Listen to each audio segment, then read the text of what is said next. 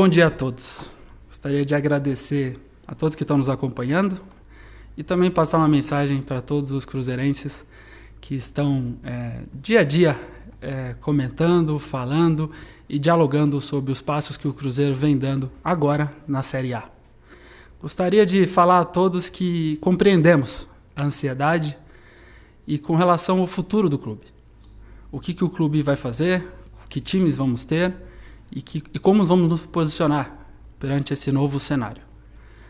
Aqui do lado da diretoria e de todos que trabalham diariamente pelo Cruzeiro, também estamos ansiosos. Também sabemos que temos um grande desafio à frente. Nesse ano, resolvemos adotar posições mais firmes. Resolvemos comprar algumas brigas, justamente porque acreditamos que o protagonismo não vem de graça. O protagonismo se ganha, se conquista. E com esse tipo de conquista e com esse tipo de briga, nós vamos colocar o Cruzeiro novamente no topo da tabela. Sabemos que esse ano não será simples, não será fácil.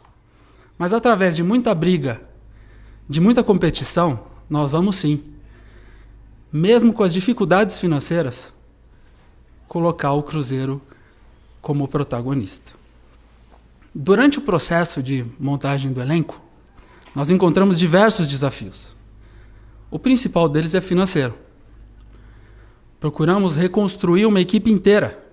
Tivemos 21 saídas de atletas e 14 chegadas. Mesmo com toda a dificuldade e com todo o processo de negociação, que vocês sabem não é simples, procuramos proteger a todo momento a instituição. Não só pensando no curto prazo, não só pensando no jogo de amanhã, mas também olhando para a constituição do elenco jovem, ambicioso e principalmente com fome.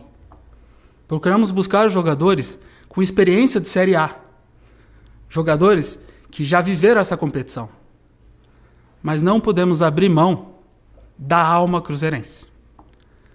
Precisamos manter a nossa forma de jogar, a nossa ambição, e precisamos sim buscar a vitória a todo momento. Mesmo que lá na tabela financeira, a competição nos diga o contrário. Hoje estamos na segunda parte dessa tabela. E o nosso diálogo e debate e construção coletiva com todos que fazem parte aqui do nosso dia a dia é justamente para buscar um diferencial competitivo, uma forma diferente de fazer para superar a lógica imposta pela indústria do futebol. Quando negociamos jogadores, muitas vezes encontramos grandes nomes extremamente interessantes, mas sabemos que a competição é injusta. Trabalhamos hoje numa liga que não tem regulação. Nós lutamos hoje contra o doping financeiro, contra clubes que prometem e não pagam. Mesmo perante esse contexto, mesmo perante essa dificuldade, nós estamos aqui, dispostos a brigar. E além das brigas que estamos comprando fora do campo, que são brigas necessárias, também vamos brigar dentro de campo. Vamos construir um Cruzeiro dentro das suas limitações, mas um Cruzeiro competitivo. Um Cruzeiro ambicioso. Na nossa montagem de elenco, procuramos debater a exaustão, não só o perfil do jogador, mas também o perfil da pessoa. Procuramos optar por errar de maneira diferente. O lugar comum, a escolha daquele jogador experiente só para compor o elenco, não faz parte da nossa característica. Nós vamos errar, mas nós vamos errar de maneira diferente. Nós estamos aqui mostrando a todos que estamos ansiosos também pela recuperação dessa instituição. E eu não tenho dúvida que nós vamos chegar lá, unindo esforços, unindo desejos e fazendo com que o Cruzeiro esteja acima de todos, independente de negociação, independente de qualquer pessoa ou comissão ou atleta. Estamos todos trabalhando para a construção de um Cruzeiro cada vez maior. Adroaldo Leal, Rede 98. Pedro, queria saber de você como é que está o planejamento do Cruzeiro, né? Afinal de contas, está chegando aí a questão de transfer ban, o Cruzeiro, de acordo com o que já foi dito aí pelo técnico Paulo Pessolano, ainda vai contratar mais jogadores. Como é que está sendo feito isso? Como é que vocês estão fazendo para poder manter a casa em ordem, manter a casa em dia, além de pagar essas contas gigantescas, ainda manter a questão de salário em dia e estar contratando mais jogadores, além desses 14 que já vieram para essa temporada? Obrigado. Olha, o desafio do clube a todo momento é procurar o equilíbrio financeiro, né? Desde a chegada da SAF, a gente vem procurando investir muito também na capacidade do clube de potencializar suas receitas. Então, vocês têm visto aí como o Cruzeiro vem atuando, não só na profissionalização da sua área comercial e também de comunicação, mas buscando grandes parceiros e parceiros que acreditam no clube. Eu não tenho dúvida que no médio e longo prazo, todo esse recurso que está sendo levantado para o clube vai deixar de ser gasto em dívida e cada vez mais teremos investimentos em futebol. A gente sabe que é um momento de transição. Então, o momento inicial é de muita austeridade financeira, é de pagar dívida para que a gente consiga, daqui a pouco, aumentar ainda mais os investimentos dentro do departamento de futebol do Cruzeiro. Tiago Valu, canal do Valuzeiro e TV Band Minas. Pedro Martins, bom dia. Eu queria que você fizesse um balanço dessas 14 contratações que o Cruzeiro fez até aqui e se a lateral esquerda é hoje a prioridade para o Cruzeiro trazer um atleta, já que o clube contratou em todas as posições e essa foi exatamente a única onde ainda não chegou um atleta. Obrigado. O clube procurou, nessas 14 contratações, primeiro, olhar jogadores que já tinham experiência em Série A, né, atletas que pudessem vir para aumentar o nosso nível de competitividade, mas também olhamos com jovens com potencial, né, jogadores que a gente acredita que podem também render frutos futuros para o clube. Nesse momento agora, a gente vai avaliar a resposta de cada um deles dentro do Campeonato Mineiro. A gente está usando o Campeonato Mineiro justamente para que a gente consiga encontrar não só a equipe ideal, mas identificar os atletas que respondem de maneira positiva a esse novo nível de exigência que está sendo colocado internamente também, né? E com o tempo e as respostas que eles forem nos dando, a gente vai conseguir identificar se há necessidade de algum ajuste, se há necessidade de alguma melhora pensando no Campeonato Brasileiro. Washington Luiz, Rádio Transamérica. Pedro, bom dia. Depois da tentativa de contratação do Bruno Valdez, que acabou não dando certo, o time ainda tem como horizonte buscar a contratação de um zagueiro mais experiente para a disputa da Série A? Muito obrigado. Olha, é importante ressaltar que a gente tem um grupo de jogadores trabalhando muito aqui na Toca 2. Né? É um elenco que hoje a gente avalia que é uma qualificação, é um passo à frente perante o que tínhamos no ano passado. Então a gente vem procurando identificar com muita calma qual é o tipo de reforço que a gente vai precisar olhando para frente. Mas eu reforço, hoje o ambiente aqui na Toca é muito bom, a gente tem um nível de exigência muito alto e vemos jogadores evoluindo dia a dia, perante a exigência que a comissão do Pesolano coloca e perante os novos desafios colocados também pela instituição. Então, com calma, com tranquilidade, a gente vai avaliar internamente e ver se precisamos olhar para o mercado mais uma vez antes do início do Campeonato Brasileiro. Pedro, Samuel Venâncio, até aproveitando aí o gancho da pergunta do Washington, o que de fato aconteceu nesta situação do Bruno Valdez? Vocês, em momento algum, falaram oficialmente sobre a negociação com o atleta, né? Mas o que de fato aconteceu, como foram os passos deste negócio que estava apalavrado, teve assinatura de algum documento, não teve, por quê? O que de fato aconteceu, ouvindo agora o lado do Cruzeiro? Muito obrigado. Olha, é um padrão do clube não falar sobre possibilidades de negociação ou negociações em andamento, né? A gente estabeleceu isso como protocolo justamente porque para que a gente consiga fechar uma negociação, existem diversas etapas, né? E dentro das etapas a gente procura ir diminuindo o risco dessa tomada de decisão. Com o Bruno Valdez, especificamente sobre esse caso, o clube deixa claro que não entra em leilão. Todas as negociações que a gente fez, desde a nossa chegada aqui na SAF, e foram mais de 40 negociações, a gente sempre estabeleceu o respeito entre as partes e a gente sempre colocou que o Cruzeiro tem um limite financeiro e vai respeitar esse limite financeiro. Se em algum momento alguém quiser fazer leilão, quiser começar a abrir possibilidades através da imprensa, o clube não vai mudar o seu posicionamento. Nós não estamos aqui para ganhar eleição. Nós estamos aqui para pagar a conta em dia. E isso o clube não vai mudar. Bom dia, Pedro. Aqui quem fala é Gabriel Marques, da TV Band Minas. Eu quero te perguntar sobre arbitragem. Na última coletiva de imprensa, o técnico Paulo Pesolano se mostrou extremamente incomodado com a questão da arbitragem no Mineiro e já até projetando novos erros lá na frente. Como que vocês têm trabalhado com a FMF e a CBF para tentar diminuir esses erros? Ou essas duas instituições são assim fechadas para qualquer sugestão que os clubes apresentem? Brigadão, um abraço. Nós procuramos adotar a proatividade, né? A gente sabe que todas as instituições querem o melhor para o futebol, querem fazer a indústria evoluir. E do lado de cá, sempre que a gente identifica que tem um erro ou que tem algum ponto de melhoria, a gente vai pontuar. Já fizemos visitas à Federação Mineira, já fizemos visitas à própria CBF, justamente para que a gente consiga, de maneira conjunta, fazer a arbitragem evoluir. A gente procura olhar para a arbitragem como um problema estrutural. E se a gente conseguir dar cada vez maior capacidade de investimento, ferramentas e ainda mais condições para que a arbitragem evolua, vamos fazer. E é importante ressaltar o VAR no Campeonato Mineiro durante essa competição. Já acreditamos que há uma evolução. Se identificarmos outras, seremos proativos e estaremos lá para procurar fazer com que mais esse ponto da indústria do futebol evolua. Pedro, Sulimar Silva, da Rádio Inconfidência e da Rede Minas de Televisão. Ainda falando sobre contratações, o nome do Matias de Los Santos foi um nome ventilado como possível jogador do Cruzeiro, é uruguaio, está no Vélez Sarsfield e também no meio do ano pode assinar um pré-contrato. Houve algum contato do Cruzeiro, alguma indicação do técnico Paulo Pesolano para a contratação desse jogador para a zaga? Olha, se a gente for falar de jogadores que foram indicados, prospectados e sondados, a gente vai fazer uma coletiva só sobre isso. Então eu prefiro não falar, não entrar no detalhe. O Cruzeiro tem um departamento de análise de mercado muito ativo, que não para, eles trabalham dia e noite. Então a busca por possibilidades, ela acontece o ano inteiro.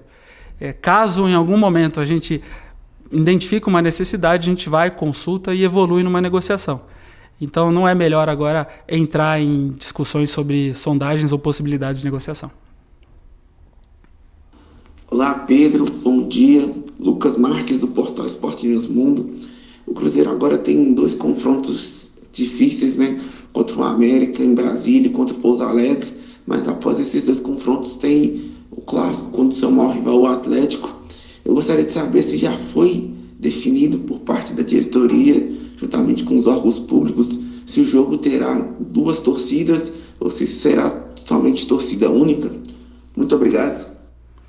Olha, do lado do departamento de futebol, o nosso foco é o jogo do América. A gente está gastando muita energia, trabalhando muito para que a gente consiga ter sucesso nessa partida. Com relação ao jogo do Atlético, eu acredito que essa decisão ela pertence à Federação Mineira, aos órgãos públicos, enfim, a todos que fazem parte desse processo. Mas o nosso foco aqui é olhar para o próximo jogo. Bom dia, Pancieri da Itatiaia. Deixa eu te perguntar, em relação ao planejamento para 2023 em comparação com o planejamento para 2022. O que dá para dizer que aumentou em termos de investimento para o futebol? O que a direção administrativa do clube disponibilizou a mais para vocês poderem fazer algumas contratações um pouco mais robustas, Nicão, o Wesley, outros jogadores que chegaram que a gente sabe que tem mais nome, tem mais peso no mercado, atletas de Série A. Obrigado, Pedro, um abraço. Olha, eu não vou falar de percentual, porque vou até acabar sendo injusto aí, porque quem controla isso é o nosso departamento financeiro e é o nosso CEO. Mas é óbvio que houve um aumento, um incremento de receitas, justamente para que o clube consiga ser competitivo também na Série A, mas ainda está distante do que a gente imagina como ideal, principalmente porque ainda tem muita dívida para pagar. O Cruzeiro ele ainda vai conviver com esse cenário durante os próximos anos. É um clube com uma dívida bilionária e você não consegue lidar com essa dívida ou acabar com essa dívida do dia para a noite.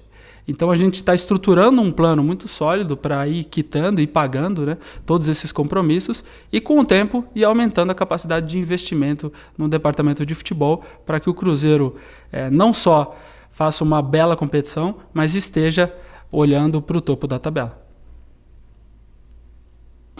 Bom dia, Pedro. Bom dia a todos. O Gão do Alterosa Esporte.